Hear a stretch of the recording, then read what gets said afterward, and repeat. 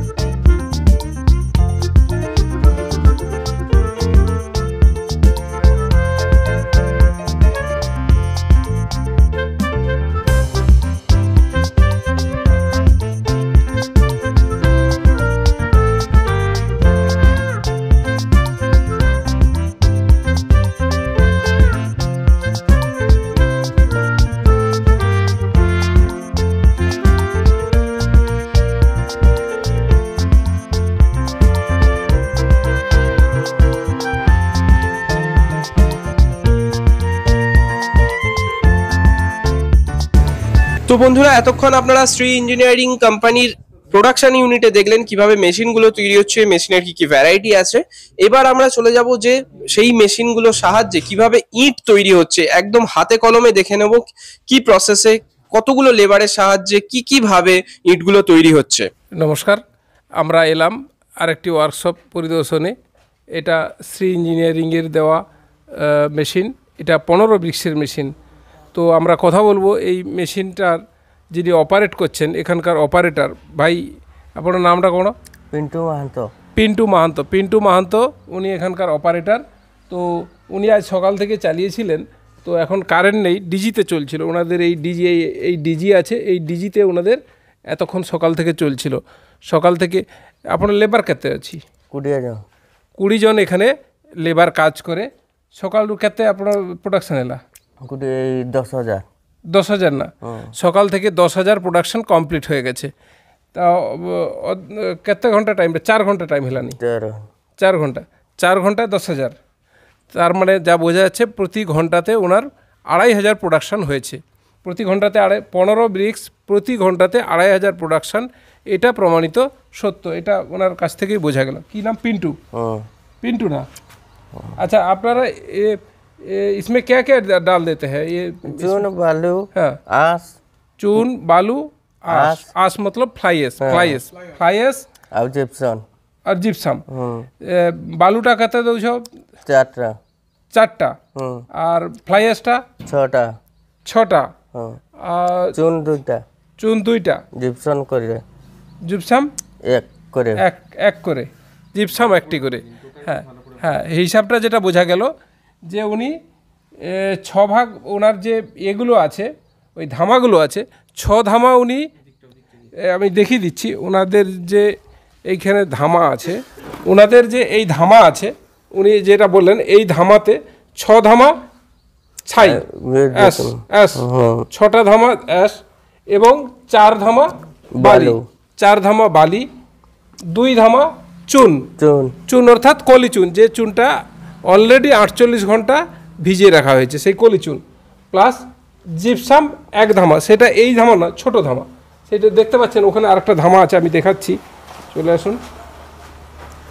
এটা ছোট ধামা, অর্থাৎ এইটার 1 ধামা দিচ্ছেন, এইটার 1 ধামা জিপসাম দিচ্ছেন, দিয়ে ওনার কাস্টিং যেটা এসছে আপনি এখনই দেখতে পেলেন যে কাস্টিংটা কত সুন্দর এসছে। তো কাস্টিংটা মোটামুটি 2-3 দিনের ভিতরেই এসে যায়। এরপর এটা প্যান মিক্সার, আপনারা দেখতে পাচ্ছেন এটা 700 কেজির প্যান মিক্সার।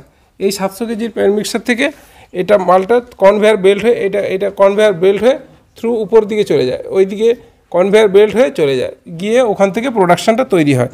এখন যেটা হিসাব বোঝা গেল যে প্রতি ঘন্টায় 2,500 পিস ওনাদের প্রোডাকশান চলছে। বাস, ঠিক আছে। হ্যাঁ, এখানে দেখতে পাচ্ছি আমরা 15টা করে আছে, 1 2 3 4 5 গুণিত 3, 1 2 3 5 3 15টা ইট আছে। এই ইটটা এখনই প্রোডাকশান হয়েছে, এই ইটটা এখনই প্রোডাকশান হয়েছে, দেখতে পারেন। এই ইটটা দেখলেই, হাত দিলেই বোঝা যাবে যে এটা কতটা প্রেশার আছে। এখানে আমাদের 3000 PSI প্রেশার দেওয়া হয়, তাই তো? 3000 PSI প্রেশার এখানে পড়ে, প্রতিটা ইটের জন্য 3000 করে PSI প্রেশার পড়ে। ফলে শ্রী ইঞ্জিনিয়ারিং এটা ব্র্যান্ড, এটা শুধু ব্র্যান্ড মানে, এটা একসময় ছিল কেওনঝড় বেসিস, তারপরে হলো উড়িষ্যা বেসিস, এখন সারা ভারতবর্ষের নাম রোশন করছে এই শ্রী ইঞ্জিনিয়ারিং, যেটা ইদানিং অ্যাব্রডেও বিক্রি করা হচ্ছে। বাংলাদেশ যাচ্ছে, নেপাল, ভুটান, সাউথ আফ্রিকা, বিভিন্ন দেশেও এটা বিক্রি হচ্ছে এখন। এছাড়া এটা দেখতে পাচ্ছেন, এই যে একটা বড় পাওয়ার প্যাক, যেটাতে প্রায় 750 লিটার এতে লাগে, ওয়েল লাগে, 68 গ্রেড হাইড্রোলিক ওয়েল লাগে। এছাড়া এটা অটোমেটিক মেশিন, এটা একটা অটোমেটিক মেশিন দেখতে পাচ্ছেন, এটা অটোমেটিক মেশিন। তবে এই বড় প্লান্ট চালানোর জন্য আমি সাজেস্ট করব এই জাতীয় একটা আপনার ডিজি যেন সবাই সংরক্ষণ করে রাখেন। যদি কারেন্ট চলে যায় তখন ডিজিটা আপনার খুব কাজে লাগবে। যে কারণ কি, আপনার 18 থেকে 20 জন যে লেবার আছে, লেবার বসে থাকবে না, লেবার বসে থাকলে সব শেষ হয়ে যাবে। তাই ডিজিটা আপনারা সঙ্গে সঙ্গে নিশ্চয়ই নিয়ে রাখবেন। ধন্যবাদ। টোটাল বিজনেসটার ব্যাপারে আশা করি কিছুটা আইডিয়া দিতে পারলাম। এবার বলি, ভিডিওটা যদি আপনাদের কাছে ইনফরমেটিভ লাগে তাহলে প্লিজ একটা লাইক করে কমেন্ট করে জানাবেন ভিডিওটা কেমন লাগলো, কি কি বিষয়ের ওপর ভিডিও আপনাদের দরকার সেটাও জানাতে ভুলবেন না। সেগুলো নিয়ে কিন্তু আগামী দিনে আরো ভিডিও বানাবো। আর এখনো পর্যন্ত যদি চ্যানেলটা সাবস্ক্রাইব না করে থাকেন তাহলে প্লিজ সাবস্ক্রাইব করে দেবেন। এর জন্য আপনার কোনো মূল্য লাগবে না, কিন্তু আপনার একটা সাবস্ক্রাইব আমাদের কাছে অনেক বড় পাওনা আগামী দিনে এগিয়ে যাওয়ার। নমস্কার বন্ধুরা, ভালো থাকবেন। জয় হিন্দ, বন্দে মাতরম।